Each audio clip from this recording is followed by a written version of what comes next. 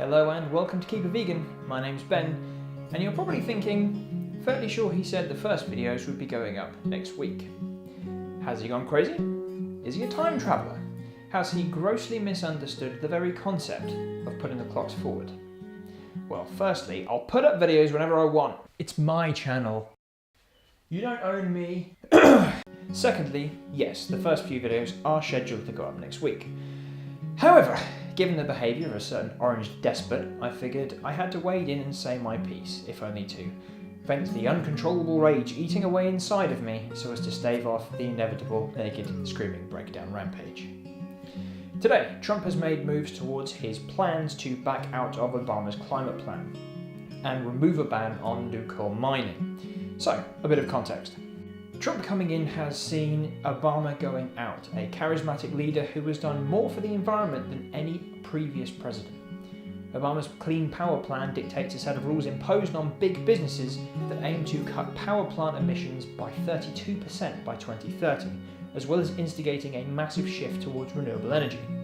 He's also brought the US into the Paris Agreement, an accord between nearly 200 countries that have come together and agreed to a framework that will see a global warming target of only 2 degrees put in place.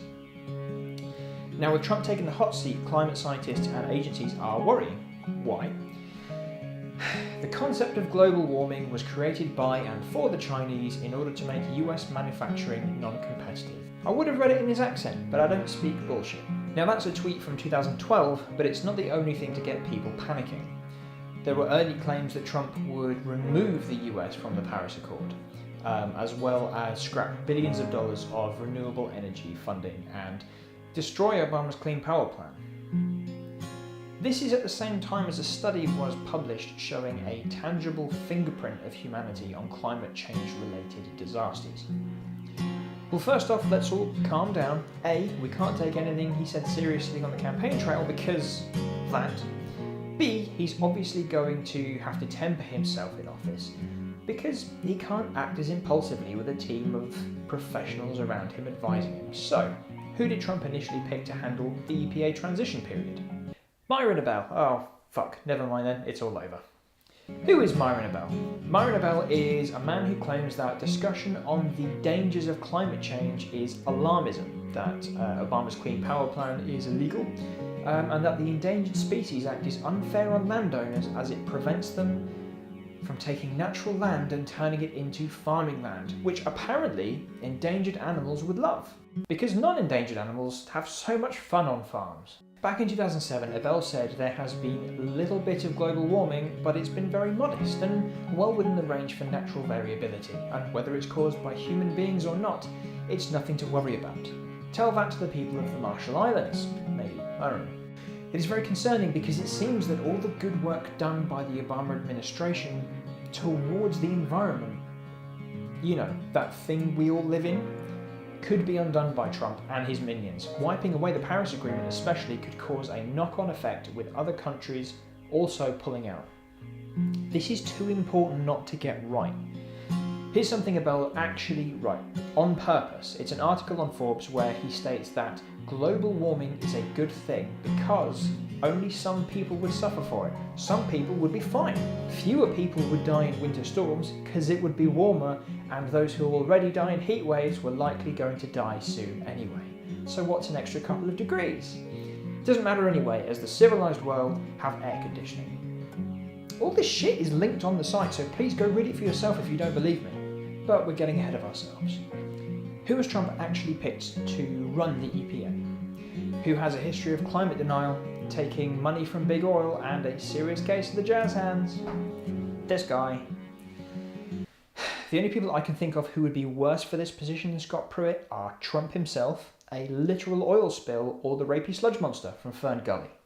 At least, Pruitt is familiar with the workings of the EPA, given that he sued them 15 times since taking office as the Attorney General for Oklahoma.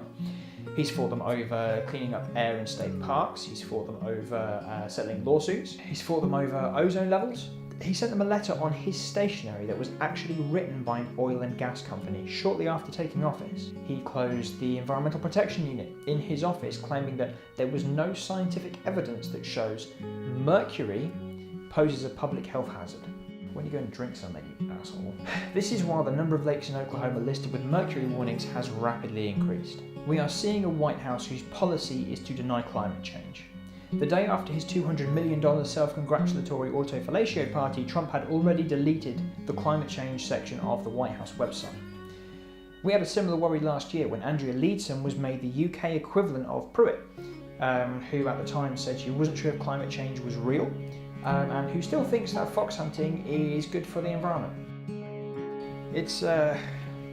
I know, it's hard. I ended up getting really bummed out last year.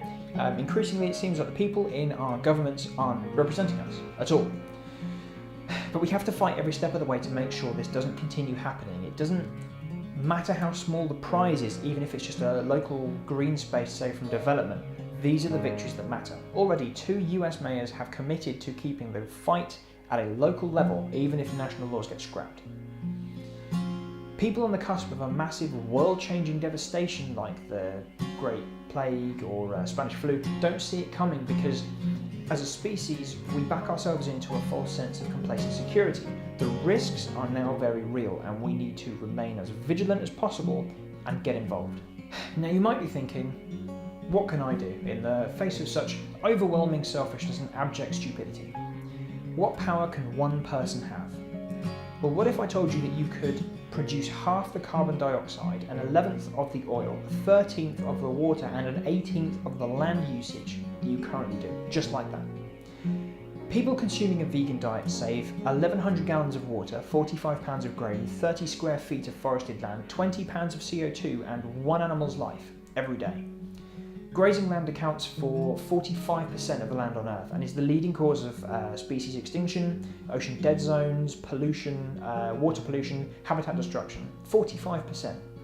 45%. It takes 18 times more land to feed a meat eater than a vegan, and that's to feed them something that is scientifically proven to be incredibly bad for you. Going vegan is not only easy, but it's rewarding, and the single biggest thing you can do to help the planet today. They'll pass their laws, make backstreet deals, and continue to screw the people over, but they can't control what you eat. Like, subscribe, all that stuff. Head over to Facebook to join the conversation, and you can find links to everything mentioned in this video as usual on the website. Keep an eye out for more content coming real soon here at Keep It Vegan. Plannings for Tuesday, next video. By the way, for a climate change denier, he seems pretty on board when it threatens his bottom line.